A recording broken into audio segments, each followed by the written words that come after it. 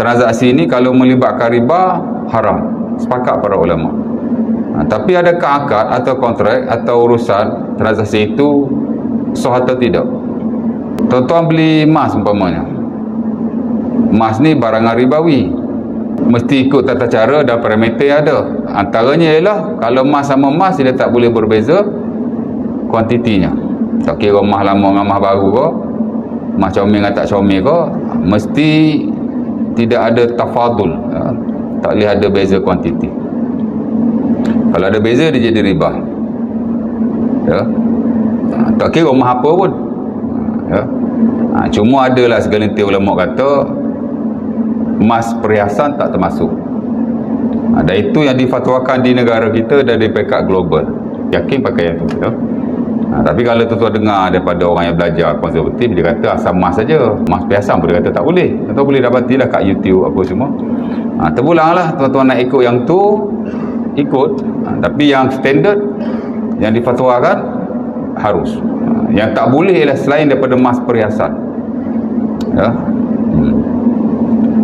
Jadi kuantiti tak boleh beza dan tak boleh ada penangguhan. Kalau ada penangguhan, maka berlaku di situ apa disebut sebagai riba nasiah. Kalau kuantiti tak sama dia panggil riba fadl. Kalau kuantiti ada penangguhan dia panggil riba fadl, riba nasiah. Mana tak boleh tangguh lah. Dalam bentuk-bentuk penangguhan, tuan-tuan tak boleh beli secara ansuran. Maksudnya ambil emas dulu, bayar duit secara cicilan, sikit-sikit tak boleh. Tuan ambil emas saja, kena bayar terus, bayar cash, ya. Kalau kita tak bayar cash, bayar ansuran, tak boleh. Tapi kalau emas perhiasan boleh, ya. Baik, kalau tuan-tuan tak ikut parameter tu, boleh jadi kuantitinya tidak sama antara satu dengan yang lain. Kalau item yang berbeza tak apa, emas dengan perak tak apa. Kalau duit sama duit ni, kalau mata wang berbeza tak apa. RM tukar dengan dolar tak apa, boleh berbeza kuantiti. Tapi kalau RM sama RM tak boleh lah, kan. Hari ni banyak orang beli duit lama-lama, kan, ya. Okey, kerana duit lama yang sudah tidak digunakan lagi. Of course yang tidak diperakukan oleh bank negara. Mana orang tak guna lah tahun 70-an, 80-an mungkin ada duit tak guna, kan. Bolehlah kita jual duit tu dan ambil kadar yang tidak sama. RM1 tanda tangan Aisyah, 1,000, 2,000 orang beli. Betul tak? Boleh, pasal itu dikira aset. Itu dikira barangan, komoditi lama, boleh. Tapi kalau duit tu masih dia perakukan, mungkin duit yang baru tapi ada special kriteria, maksud adalah nombor siri sama semua, kau macam tak tahulah, kan. So dia beli dengan harga yang mahal, boleh jadi RM10 RM kita, token tu beli RM2,000 on the spot, boleh? Duit tu sah lagi? Tak boleh, pasal jadi riba. Oh, leceh ustaz. Habis tu nak buat macam mana? Simple je. Cakap kat token tu, boleh tak awak tukar duit ni kepada duit lain, dolar Singapura ke? Lagi 3 hari saya datang ambil. Saya rasa dia akan kata okey. Cuma masalah kita ni nak duit cepat. Jam tu bagi duit, jam tu nak duit, betul tak? Saya rasa dia okey. Boleh je buat macam tu. Kerana kalau tu ambil RM sama RM dan kadar yang tidak sama, sedangkan duit tu masih diperakukan, maka ada riba di situ, ya. Tapi kalau dah tukar dolar tak apa, kerana lain-lain mata wang dia seumpama lain-lain item ribawi, maka tak disyaratkan kuantiti atau bilangannya sama, nilainya sama. Itu saja, ya. Okeylah, tuan-tuan buat juga, apa jadi? Majoriti kata tidak sah. Bukan sepakat haram, tapi majoriti kata tidak sah. Termasuk yang standard dalam mazhab Syafi'i. Apa maksud tidak sah? Maksud duit yang tuan dapat tu bukan duit yang halal. Duit tu duit yang haram. Duit tu duit yang haram. Tuan-tuan tak boleh guna, dan tuan-tuan kalau mati pun tak boleh wariskan. Ya. Sama juga dengan pinjaman. Tuan-tuan pinjam dengan individu ke, pinjam dengan bank ke, konvensional lah, ya, Islami tak ada isu. Ya. Okey, pinjam 10,000 contohnya.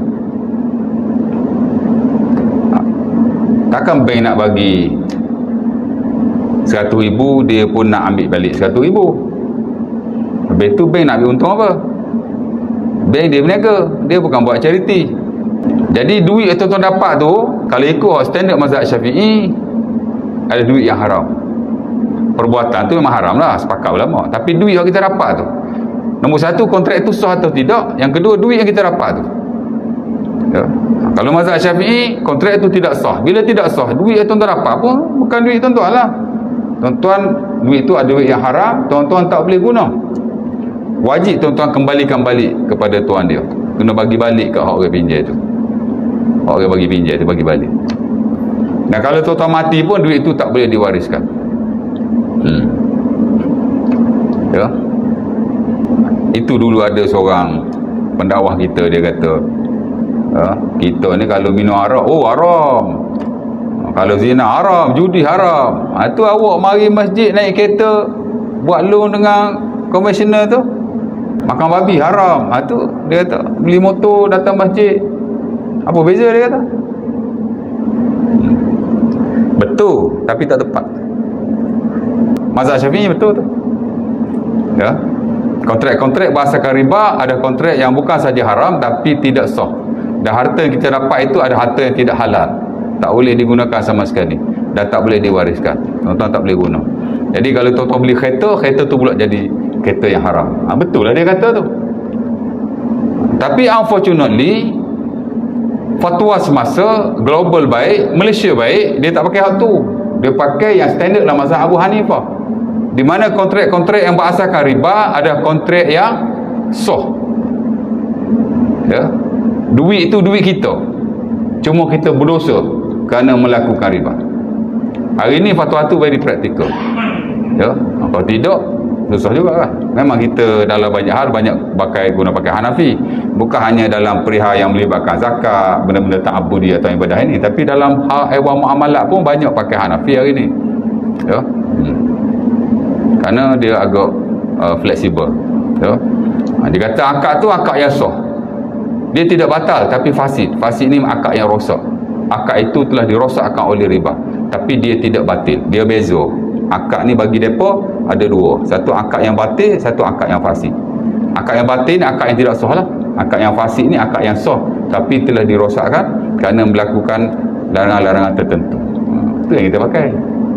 Jadi apa ustaz tu kata tu betul tapi tak tepat. Very sorry to say lah, yang konservatif ni dia banyak duk bergantung kat yang lama-lama, klasik-klasik kan. Ya. Pasal apa yang kita hanya bergantung kepada tulisan-tulisan lama ni, tak nak tengok yang semasa. Sedangkan muamalah adalah urusan yang kita kena tengok hak terkini lah. Riba ni dia haram, sepakat, tapi harta tu kita guna pakai yang Hanafi punya. Ya.